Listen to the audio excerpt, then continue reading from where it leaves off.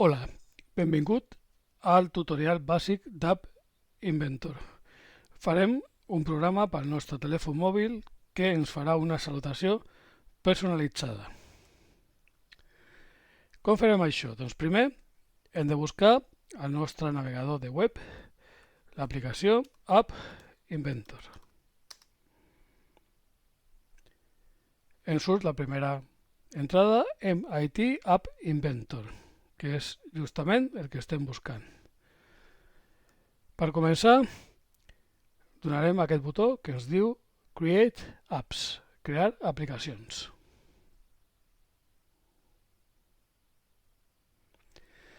El següent que passarà és que App Inventor, que per cert és una aplicació al núvol, ens demanarà que ens identifiquem. Si tenim un compte de Google, el podem aprofitar i no hem de crear un compte nou.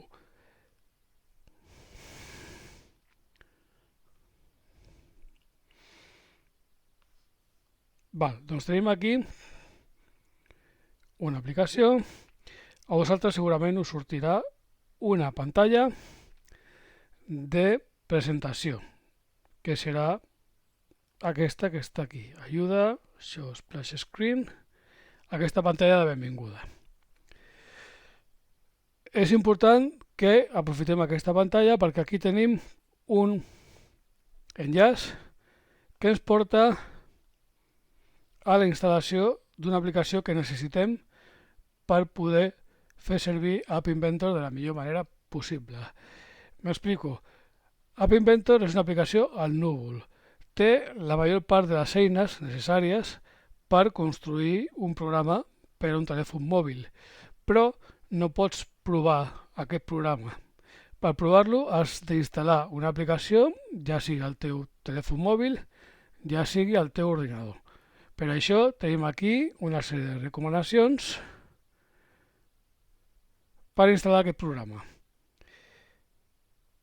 La que recomanen i la que farem servir en aquest tutorial és per mòbil, però també, si mireu, podem instal·lar l'aplicació a un ordinador de tipus Chromebook o la podem instal·lar a un ordinador de tipus Windows, Mac o Linux.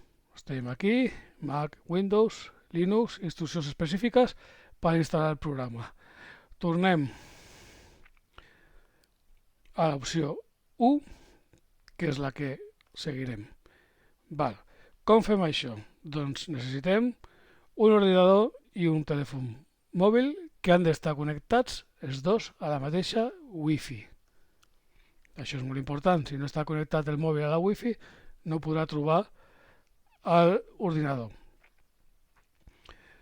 Tenim diverses maneres d'entrar, a través de l'App Store, a través de Google Play, i també podem fer-ho buscant aquests enllaços petitons que ens obren un codi QR.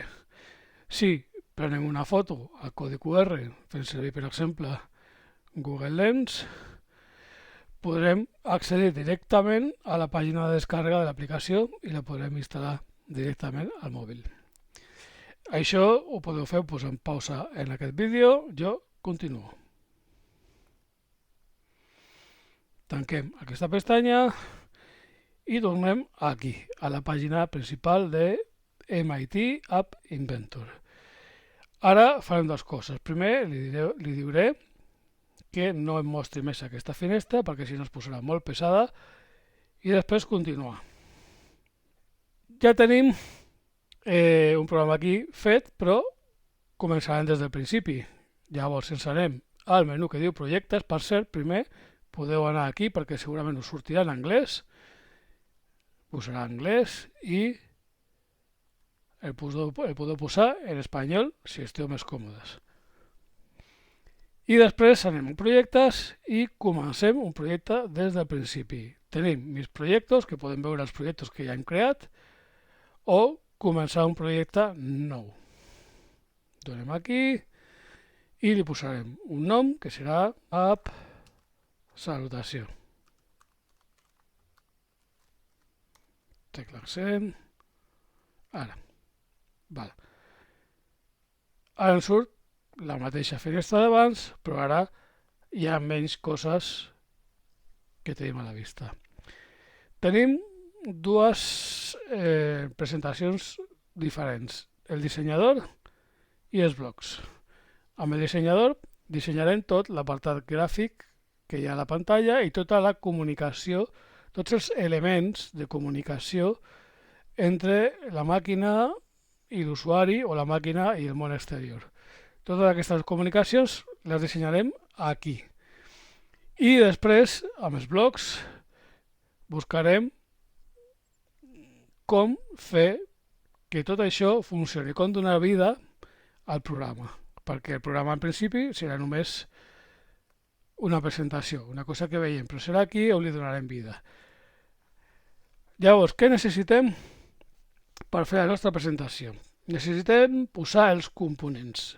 Podeu veure que aquí diu componentes i només hi ha un component que és la pantalla principal, que es diu Screen 1.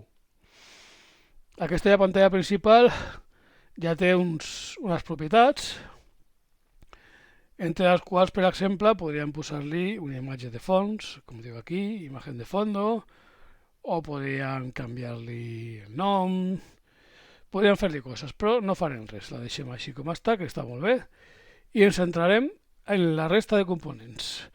Tenim components de la interfície de l'usuari. Aquests, de moment, els passo perquè primer vull saber com els posaré a la pantalla.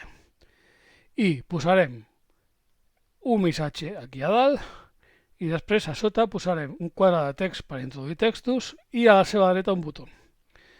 La part de dalt no hi ha cap problema perquè si no li dius res els elements es van col·locant de dalt a baix, però per posar el quadre de text i el botó necessitarem dir-li que els hem de posar un al costat de l'altre, si no farà el que fa sempre, que és posar un a sota de l'altre. Llavors ens anem aquí, disposició i a reglament horitzontal. Veiem que tenim aquí com un panel petitó. Això no sembla molt interessant, però ho podem millorar. Si ens anem a propietats, podem veure que això ha canviat, perquè abans teníem la pantalla principal i ara tenim l'arranjament. Llavors, què farem aquí? Doncs primer, això és massa petit, ens anirem a l'amplada i li direm que s'ajusti al contenidor, és a dir, al tamany de la pantalla del mòbil.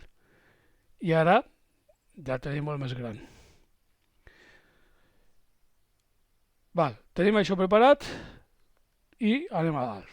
Anem a dalt, a la interfície de l'usuari.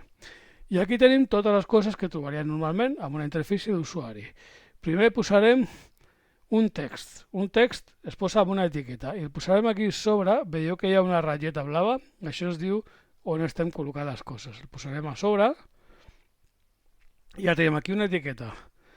Ara posarem l'entrada de text, que això es fa amb on està, que no el veig, campo de texto, aquí, campo de texto. Tenim dues opcions, esquerra o dreta, perquè hem creat una disposició horitzontal. Llavors, aquí a l'esquerra posem el campo de texto i podem veure que agafa la meitat de la disposició horitzontal. I ara només ens queda el botó. Agafem el botó i el posem així. Amb aquests elements ja podem fer el programa. No fa falta absolutament res més, però es passejarem una mica per fer-lo més del nostre agrat. Aquí tenim l'etiqueta. Si em poso aquí, aquí es marca l'etiqueta, també puc fer des d'aquí, etiqueta, i una cosa que podem veure, per exemple, és que el text és molt petitó, costarà una mica de veure-ho, llavors ho farem més gran. Ens anem aquí, tamany de lletra, i li posem un tamany de 28. Ara, molt millor. Aquest botó és molt gran i diu texto para botón 1. Clar, això no té massa lògica ni serveix per molt, no? Doncs farem una cosa. Canviem aquest texto para botón 1 per OK, que és més curt i queda molt més clar per què serveix aquest botó. Anem al botó i li posarem automàtic. Automàtic. Tornem aquí, posem ajustar el contenidor.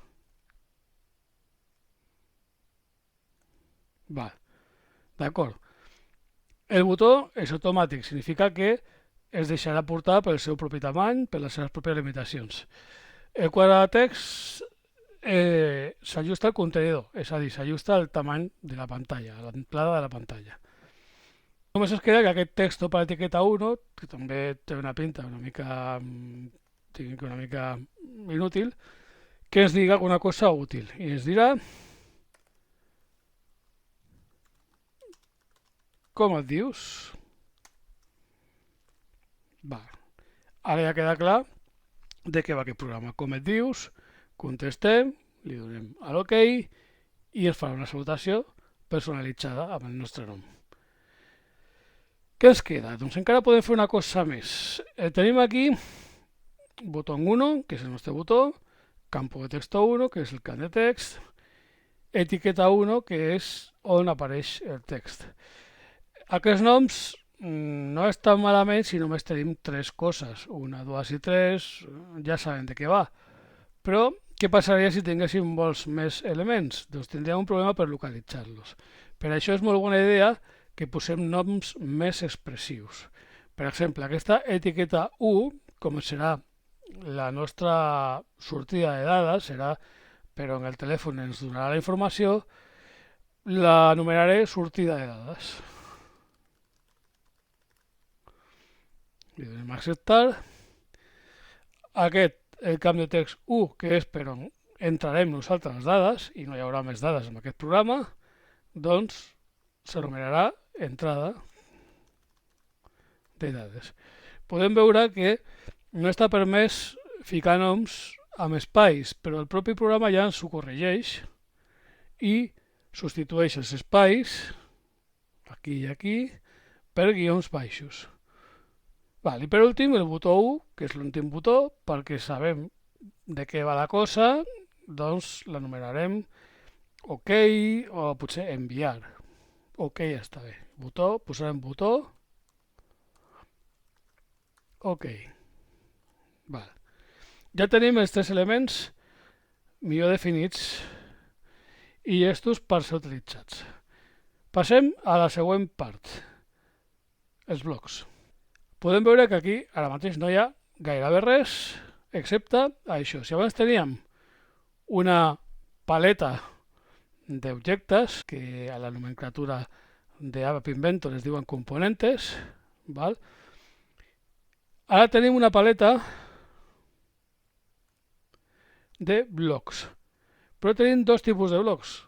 Blocs integrats, que són bàsicament les ordres que li donarem al programa perquè faci coses, i tenim blocs que en realitat són els mateixos elements que hem vist abans, els components.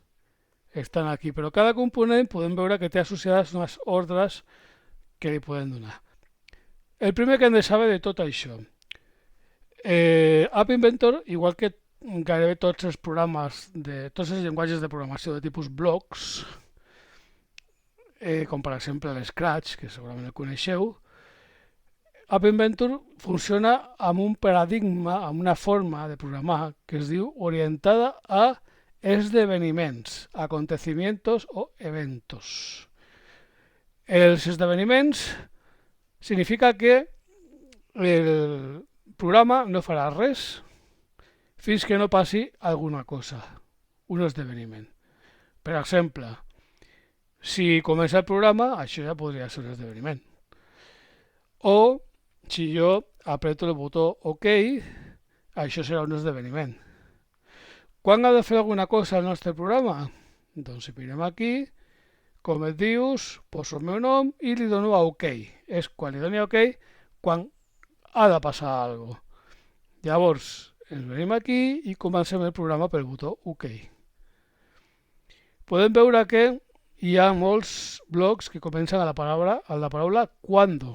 Cuando botó OK, punt clic, cuando botó OK obtener foco, clic largo, perder foco, presionar, soltar. I aquí està entonces cuando passe algo. Llavors, això és el que estem buscant. Quan passi alguna cosa. Quan fem clic al botó OK, començarà el nostre programa i farem alguna cosa. Vale. Què és el que hem de fer? Si anem aquí, haurem de fer que la sortida de dades sigui el que hem posat aquí, el nom. Com es dius? Pere. Doncs, si jo poso Pere, això ha de canviar per Hola, Pere. Si aquí posa Marta, això ha de canviar per Hola, Marta. I si quin sigui el nom, aquí ens dirà Hola, i el nom que ella ha escrit aquí dins. Llavors, això és el que ha de canviar. I les dades han de sortir d'aquí i hem de posar un Hola. Només 3 coses. 3 blocs. Primer bloc. Anem a veure quin serà. Ens anem a la sortida de dades. Aquí. I tenim un munt d'opcions. Què hem de fer? Això seria el que hi ha, el valor que té ara mateix aquest element de sortida de dades. Per exemple, sortida de dades punt color de fondo significaria que el programa ens diuria quin és el color de fons. Però nosaltres no volem que el programa ens digui res, volem posar contingut a la sortida de dades, per això és la sortida. Llavors tenim aquest tipus de bloc i aquest que diu poner. Doncs ens interessa poner alguna cosa aquí. Què posarem? Doncs un text. Llavors hem de buscar perquè no posar ni el color de fons, ni el tamany de lletra, ni els marges. I aquí tenim poner sortida de dades, punt texto, como, i aquí darrere us podeu imaginar que vindrà el text. Llavors agafem això, el posem aquí i ja tenim mig programa fet. Quan cliquem OK, posarà un text a la sortida de dades. Quin ha de ser aquest text? Doncs per un cantó hem dit que estarà el nom que hem posat nosaltres. Llavors això estarà aquí, a l'entrada de dades, perquè recordem, tenim aquest quadre de text que es diu entrada de dades. Aquí és on nosaltres posarem el nom. Llavors aquí és on estarà la informació. Tornem als blocs i busquem entrada de dades aquí. I si abans el que ens interessava era canviar el valor, ara el que ens interessa és agafar el valor. No volem posar un valor, no, volem agafar el valor. I això és el que fem amb aquest tipus de blocs, que diuen entrada de dades, punt, color de fons, habilitat, tamany de lletra, alto. I si baixem, trobarem el text. Agafo el text, el podria col·locar aquí i ja tindríem un programa que fa coses, però no és això el que volem.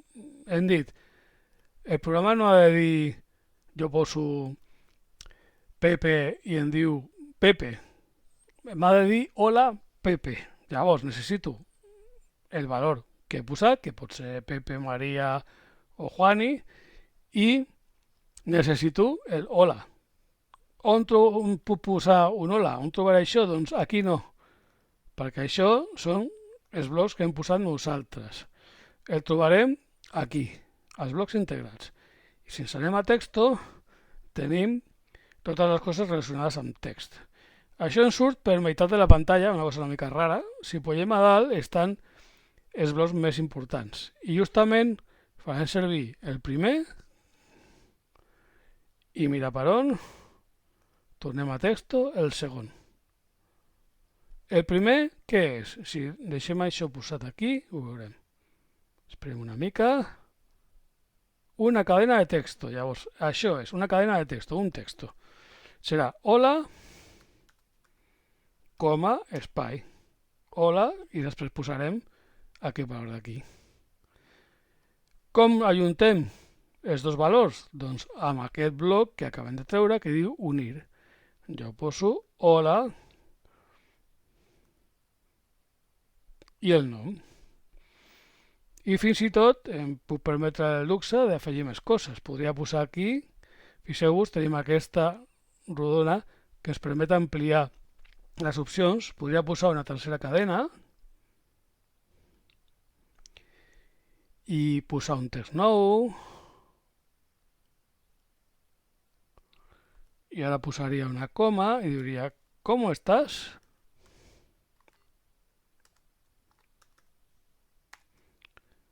Hola, fulanito, ¿com estàs? Queda clar? Val, doncs aquesta unió és el que posarem aquí.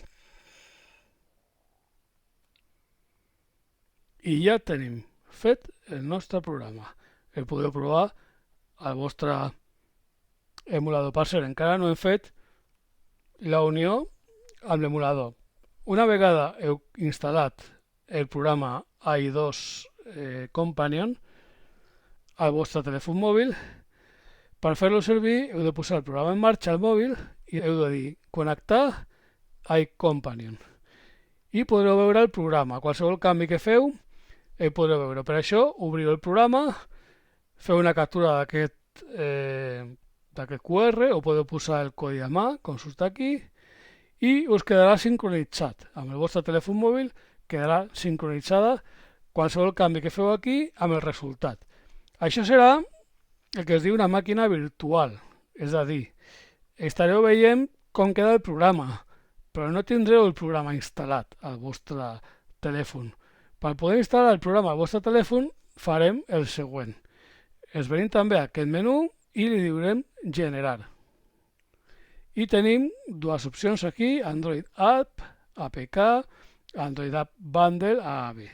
L'instal·larem com una app, llavors li donem aquí i ara trigarà una estona a crear un fitxer que podrem instal·lar al nostre telèfon i serà una app normal i corrent com qualsevol altra app d'Android en aquest cas. Mentre això carrega, que trigarà una miqueta, us explico que ara sortirà una opció que es permetrà descarregar l'app o passar-la directament al mòbil. Podem fer les dues coses, descarregar-la per tenir una còpia i passar-la al mòbil.